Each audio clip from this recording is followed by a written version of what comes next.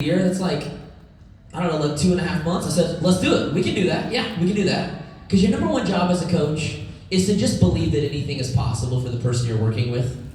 Isn't that what you guys do for your challengers every single day? Your number one job, no matter what you see when you look in the mirror, is to believe in everyone else. And our hardest job is to believe the person in the mirror, correct? That's the real work we gotta do. But we have to believe in others way more than they can ever believe in themselves. And I said, yeah, we can do that. We got like 2.5 months, we're good. They said, actually, I gotta like qualify by middle of November. So we got like 5 weeks. Thanks for telling me. We've been working together for like 3 months. Thanks for telling me in the middle of October about this thing called Elite. I found out that day people procrastinate hardcore. We sold for my Power of I Am event like 150 tickets in the last 24 hours, which has more than what had sold like for the previous 3 weeks. Why? People just like on the airplane, I don't know, I guess Power of I Am, that sounds cool, we'll do that. Like, you guys are some procrastinators out there. Y'all need a life coach. And anyway, so I'm like, here's what I'm gonna tell you. I told because I had this phone conversation over and over. Someone on the National Wake Up Call probably talked about Elite, and then everyone's like, oh my God, I'm gonna go Elite, oh my God, oh my God. So here I am on these calls, and I was like, this can happen, but you're gonna have to be willing to drink a lot of coffee and not do a lot of sleeping. Now, let me say that's not normal, that's not typical, that's not what I encourage on an ongoing basis. That's not a healthy way to live your life. But if you bring your butt to me 4 weeks before Elite eligibility, I'm gonna tell you, yes, coffee, no sleep. Sorry, that's your fault. You should have talked to me in January, okay? So I found this really, really, really powerful thing this very first year working with Beachbody coaches, that there was power in this thing called, please write down this word in all caps, underline it 7 times, highlight it pink, purple, green, yellow, blue, throw some glitter on it. The word is this, it's urgency. The word is urgency. When you have urgency working for you, anything is possible. I mean, let's be real. Let's be real for a second. How many of y'all did the 3-day refresh right before you came here?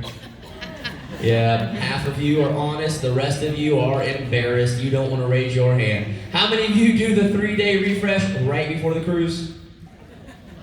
Every hand should be up. I know your guys' volume skyrockets right before the cruise when everyone is like, I gotta do that 3-day refresh. I forgot to work out. There is something about a deadline that gets us up and moving in a way we couldn't have done otherwise. And so the thing about urgency is as I'm at Summit, as I'm talking to people, and here's what I know is happening. I can see it in your eyeballs, the same stuff that I see on a one-on-one session. One-on-one session, one of my very first questions is, if you could accomplish anything this year, what would it be? And I swear to you, same thing happens every single time. I watch eyeballs get lit up like this as they think about what they really want to do, and then I watch it happen. Every single time the eyeballs go to rise, and it's like, boom, they hit a brick wall, aka limiting beliefs. And all of a sudden, I literally watch their face go from being excited to, and then they tell me a number. And I'm like, that's not your goal. People think I'm psychic. I just watch your eyes. It's like really not that hard. I'm like, that's not what you thought, is it?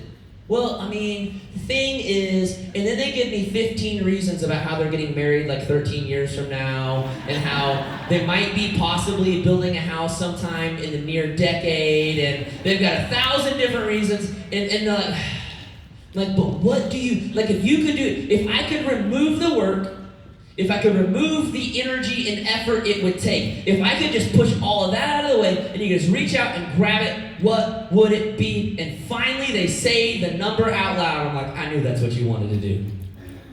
Because I could see it in your eyeballs that your dreams were bigger than your current belief. And I think that our dreams are always bigger than our current belief. And the danger is to listen to our current belief instead of listening to our dreams. One of the first Super Saturdays I spoke at in Huntington Beach, Carl Deichler was there, and he said, our heart is always saying to go, our head is always saying to stop. It's our head, our heart is like ready to go, like all the time. Like, let's do it, let's make it happen, let's help people, let's change lives. It's our head that goes, yeah, but isn't it selfish to want to like hit numbers like that? Now, our heart was literally just saying we want to change more lives. And then our head comes up with something stupid like, oh, that's selfish, you shouldn't want that much money. Aren't you happy with what you already have? Aren't you already content? Well, good for you that you're content, but remember all those people you just said you wanted to help, what about them? Are they content or do they need something? Do they need something?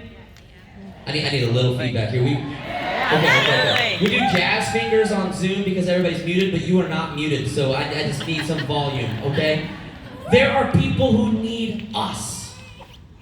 And the second you downplay your goals, you downplay the world around you that you needed you to show up in all of your power, in all of your energy, in what you have living on the inside. And as long as your goals are down here, nothing on the inside ever even gets a chance to talk. Do you hear me? And so you gotta say, man, I'm scared. I don't know if I can do this. Some of you watch people walk across stage and you're like, I want to do that next year. Except you didn't say it out loud to your neighbor. You thought it. The worst thing you could possibly do is not say it out loud. To let it just stay in here as some like little thought, oh, I want to do that, but I don't want to announce it because then what if I don't do it? And then what if it doesn't happen? And then what if? And before you know it, we're home and we're like, I don't even know if I want to be a Beachbody coach anymore. Just so hard. What's hard? Thinking about what you wanted to do for half a second? Is that what's so hard? It's actually harder not to chase your goals. So I want to walk you through 3 very specific steps that's going to help you to get to the thing you were thinking about this whole week as you saw people on stage. Because I know you, if you're a human, you have destiny living on the inside. It's there. It's just that sometimes it takes seeing somebody else do something powerful to awaken that destiny inside you and get you thinking about it. So I can promise you, if you are human in this room, and I think we all are, at some point this weekend there was something speaking to you. Destiny was calling your name. So here's what I want you to do. Before I teach you the rest, I want you to take 1 second and I want you to write down something on your piece of paper. Look at you good students with all your notebooks. You guys are so wonderful. I want you to write down something on your notebook that you thought of this weekend that you wanted to accomplish that you were too scared to say out loud. Write it down. And it can be like 5 things. You're like, damn, I heard Danielle and the Tonys line up and I just want all of those things.